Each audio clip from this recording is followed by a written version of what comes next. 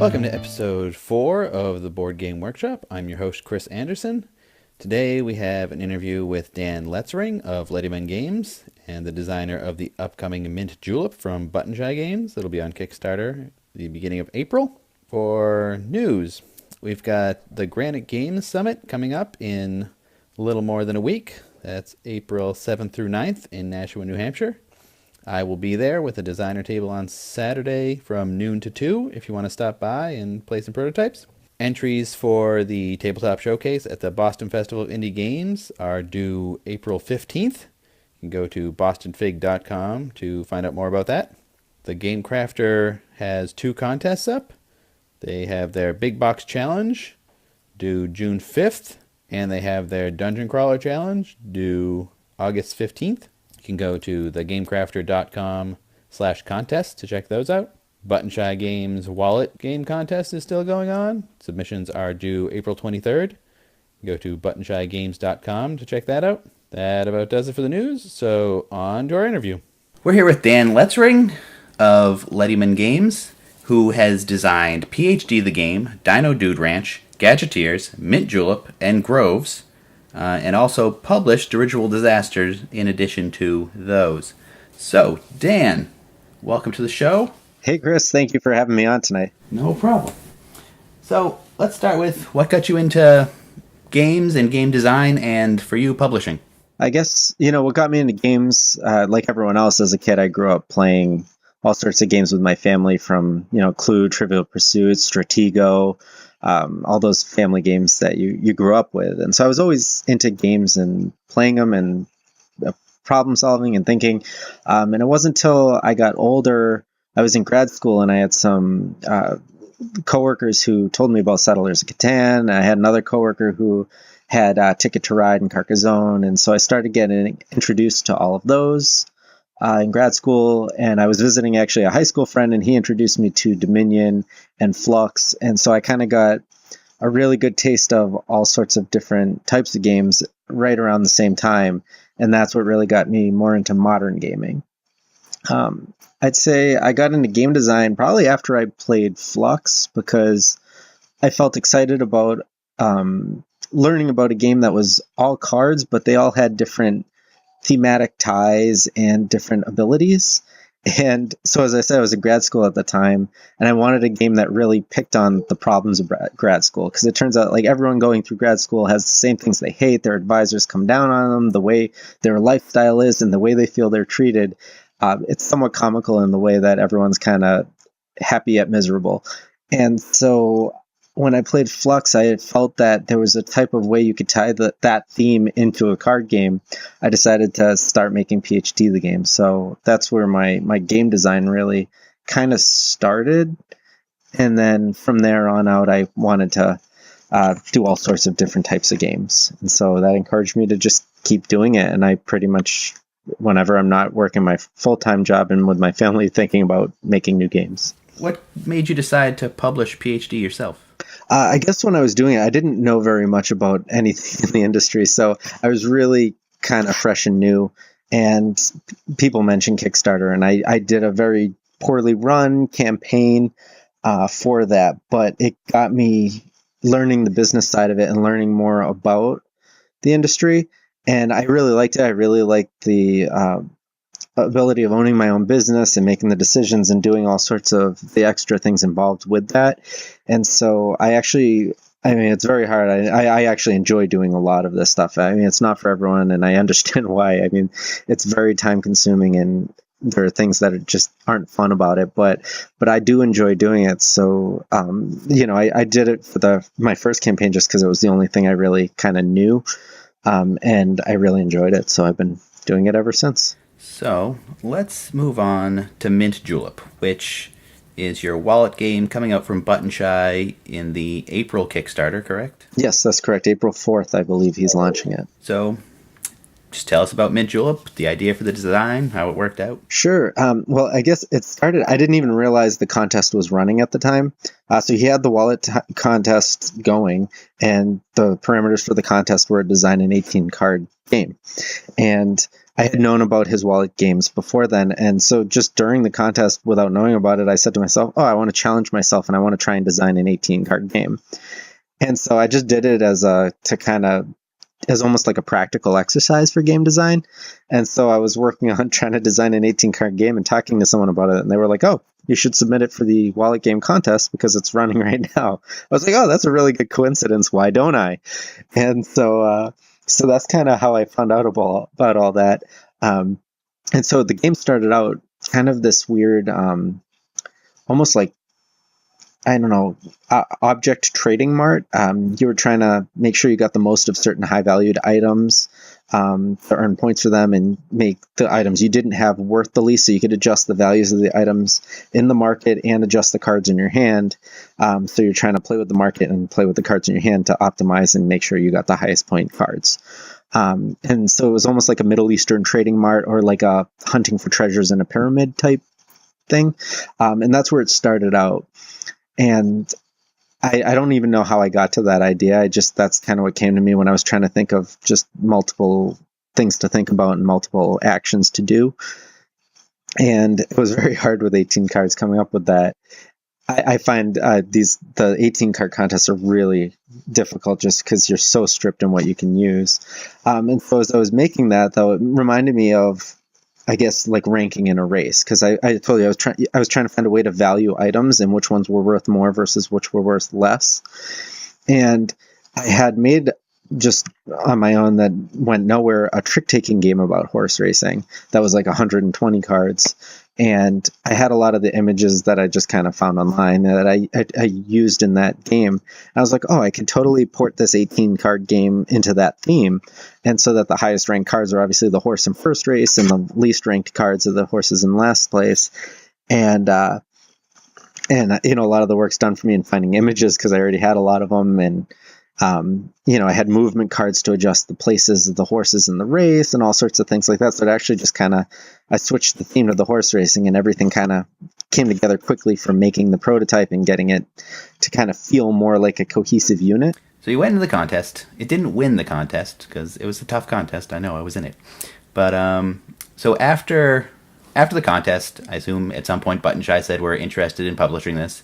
Was there more work after that, or was the game pretty much set to go and just they needed to do the art and set stuff up? Yeah, no, so actually surprisingly during the contest he reached out to me about publishing it. So before the contest was even over, he really liked, like I said, I think there was a lot to be said for the game was interesting, the theme was interesting, the name was interesting, the way it all came together. It was just I called it a cohesive unit. It just came together very nicely as a very interesting package. And so after I submitted it before, I think even the finals, he reached out to me and told me he was interested in publishing it. And so that was actually really exciting. I kind of made me think I might have won the contest, which again, I didn't, which is okay. I mean, I'm very happy with publishing. And so I've been working with Jason. He's a really great guy. And we've done a lot of adjustments since. I mean, the game, they were in the middle of the contest when I designed it, so it obviously wasn't in a perfect place when I submitted it, but I had to do it by the deadline.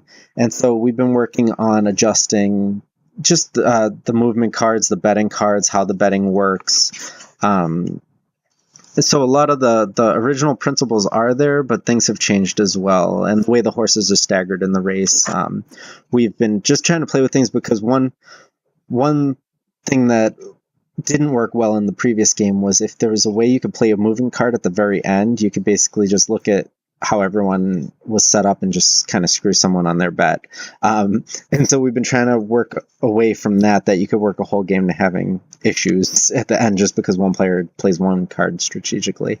But yeah, so we've been doing a lot of design work on that end, but I know he's at the Unpub now trying to finalize just kind of values and making sure all the numbers work well. But yeah, now he's just doing the artwork and kind of finishing it up because it's launching in a couple weeks. Cool. I mean, I've seen some of the artwork. It looks great. I'm excited for it. Thank you. Yeah, I've been really happy with it. It's cool to see it come together and I don't have to do it. I mean, you mentioned I've published a lot of my games, and it's a lot of work, and it's nice to design something and watch someone else develop it and kind of kick back. And I mean, he's let me be involved in a lot, but I don't have to do nearly as much work as I usually do, which is great.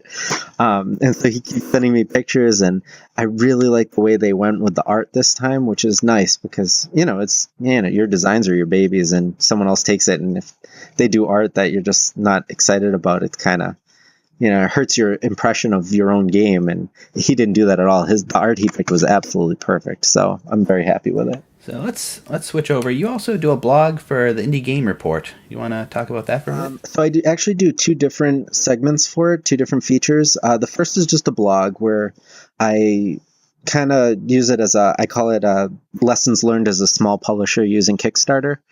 And it's really just to kind of describe some of my experiences in doing it. I try and touch on some subjects that I think I've encountered that are interesting, or even people or companies I've worked with, printers or shipping services, just so new people starting out in the same position I am can have some advice. So actually, people who have read it have reached out to me when they're launching their games, which is great. I love to be able to help them with it.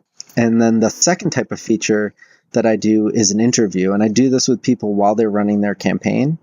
And what I try and do that's a little, I think, different than other people is I stray away from the game itself. I let them describe the game in one or two questions, but the bulk of the questions are about publisher decisions, why they chose the reward tiers they did, or the shipping packages, or just why they're doing certain things, why they make component choices, why they save some things for stretch goals, because everything's focused on games and promoting the games. But I wanted something as to, if I'm running a campaign and I want to run it like you, why did you make the decisions you did, and why should I make those same decisions? So I wanted the interviews to be more like a Kickstarter lessons type thing. I've read a couple of them. They're very interesting, very useful for Kickstarter stuff. Yeah, there are a lot of groups on Facebook for Kickstarter advice, and the same people week after week come in with the same questions, and they don't search. So it's nice to write something up about it and be able to say, one thing that comes up a lot is child safety testing, and I had that done for Dino Dude Ranch, so I wrote a whole blog post about it. And so now I could say, yes, this is what I did. I would recommend this, and here's my blog about it and why. And so I can write a lot less because, there's a lot to say about it. And so I'd rather link it just because it comes up so often and there's so much to say that, I don't want to just copy and paste every time the same candid response. I want to just say, here, check out my blog. This is what I said. And if you have more questions, reach out to me. All right, let's move on to Groves, which is your upcoming game, your brain to Kickstarter, designed by you and Steve Aramini. What is Groves? I've seen the cover art, which is amazing, but that's all I know. Thank you. Yeah, it is amazing. Nolan Nasser is doing the artwork, and he is just phenomenal. I knew from the start he does beautiful landscapes. In this game, we wanted to focus on the scenery, and so that he was a perfect pairing for doing the art for this game. This game, it's a worker placement game that has bag building, and so what's unique about it is each worker placement spot has a primary ability and a secondary ability.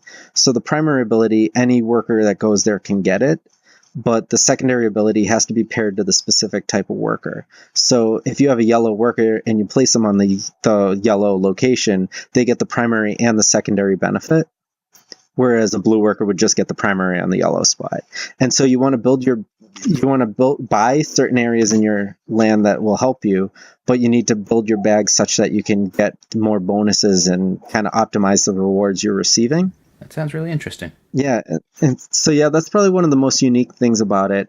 And there are ways you can build portals to go to other people's areas as well to use their lands. But what's kind of neat is if you place in someone else's land, they get to put the worker you put on their area back in their bag. So if you use a green on their green to get the bonus, it's good for you this turn, but that's going in their bag, and it may come out later for them and might help them out. It does sound like a good game. Yeah, so you can also send generic workers and kind of fill their bag up with generics that don't help them out as well either. And so it's kind of it has those negative effects as well. And it's nothing that's super take that, but it has some interaction that you don't always get in worker placement games other than the fact that I went there and you can't now. So there's a little bit more to it now. And there's one type of worker when you open a portal, they're called wraiths and they're like blockers. So if you put it on a spot, they stay there until the person who owns that spot places a specific worker to get rid of it. And so, yeah, it has some interesting interactions and some really neat mechanics in it that I mean, I love it. It's a lot of fun. Worker placement's my favorite type of game, so that's why I really wanted to make a fun one. And so that was a co-design. You did one other co-design, Gadgeteers, with Michael Kofer. So what's it like co-designing? I've only worked alone, so I hear it can be great and can also be a scheduling nightmare. I've, knock on wood, only had great experiences with it. I think if you find the right people to work with, it's amazing. Because you don't want to feel like you're doing more work than anybody else. So as long as you're both contributing in what you feel are equal ways, it works. And so what's been great is Steve and I have both had a lot of chances for grows, at least to get it to the table, but I have a lot of local groups and local designers in my area that I can get feedback from pretty steadily. I mean, when I first got the game, getting it to the table 2 or 3 times a week with different groups. And so that's like one of my strengths, where Steve is great at, I mean, he made a lot of the initial developments, a lot of the location benefits, which is a lot of work and a lot of, just trying to critically thinking about every location, what the resources you would gain are and what things are, what the benefits are, the bonuses, the primary abilities, the bonus abilities. He came up with all that and he built the prototype. He sent it to me in the mail. And so, I mean, these were things that, I mean, I didn't have a lot of time to just sit down and do, but once I got the game, I was able to get it to the table a lot. So we kind of bounced feedback off of each other and made joint decisions on how best to move forward with it. And so it I think has come together very smoothly with the two of us. So how'd the idea start? Since it's a co-design, did Steve come up with it and come to you? Did you have it? Did you already meet up and want to co-design and then come up with the game? So it's really kind of funny because Steve sent me another game just for consideration to publish, and it had these neat 3D looking buildings in the artwork of it. And when I played it, I really wanted to build a Western town builder because of the 3D buildings. I was like, we should totally make a Western town builder with these 3D style buildings. And it was nothing like the game he sent me, but this was just what I said to him. And he was like, yeah, okay, we could talk about that. So then the growth started as a Western, we called it Boomtown, and we were building like buildings in a town. And it all started from the other game where I just thought, oh, this would be a neat theme to do. I'd love a Western town builder. And then we were doing that. And then it kind of was like, well, every Western game out there is a town builder. And do we want to do another one? And so then we kind of turned into this more beautiful, lush landscape with these elemental fae that were pulling from the land. And we're really happy with where it's come. But yeah, that's kind of just how it all started, was that. And then Steve came up with the buildings initially, and then I tweaked a lot of the powers, and then we went back and forth, and then we kind of ported the whole theme over and got to where we are. It's interesting how you can start nowhere near what you end up with, but it somehow works. Yeah, I mean, actually the same thing happened with Gadgeteers too. I pitched a design to Michael Kofer, and I said, I don't have time to work on this, but you want to work on this? It was a weird pumpkin patch game in a field, and he was like, sure. And then he played with it, and then he was making like diced veggie combinations, and then we were like, well, let's build inventions. And then we started talking about different quirky inventions that weren't like regular inventions, that and it just kind of snowballed from there. And then it was about bidding for parts to build inventions, and yeah, that kind of developed out of that too. And it's nothing like what it originally began as. So he actually, I think, he did 3 designer diaries for it, and one was the evolution of the theme and how it came to be. And it was really interesting to see where we started with it and where we ended up and how it was nothing like it. So we are almost out of time. Would you like to give a rundown of just stuff you have coming up, things you're releasing, things you're working on, where people can find you? Sure, yeah. Yep. Well, so yeah, first of all, thanks for having me. People can find me. I'm pretty readily available everywhere. I'm on Twitter and Instagram as Letiman Games, Letiman Games. I'm on Facebook. My company has a website. I'm pretty accessible anywhere through there. My website's letimangames.com. So if people ever need anything, or they want advice, or they want to talk about games, I'm very happy to do that. So Mint Julep will be on Kickstarter next month from Button Shy. We're hoping to have Groves on there somewhere between May and July. I'm not really sure when, but people can get in touch with us through all of our social media to stay in touch about that. I'm working on an expansion for Dino Dude Ranch right now. I'm working on that with a friend, Dan Grech, who designed Dirigible Disaster. And so we're hoping by the end of the year, maybe even sooner, to have something going for that as well. And I don't know. I mean, new things pop up all the time, so you never know how quickly something might come together. So you may be hearing more from me than just that. Well, thank you very much for being on the show, and hopefully we'll talk to you again. Not a problem. Thank you so much for having me. That does it for this episode. Thanks for listening. If you'd like to get in touch with the show, you can find it on Twitter at theboardgameworkshop, on Facebook, facebook.com/theboardgameworkshop. Find the website with the show notes, theboardgameworkshop.com. You can email me at theboardgameworkshop@gmail.com if you have any questions you'd like answered on the show, or if you would like to be a guest and talk about game design. You can find me on Twitter at BlueCubeBGS.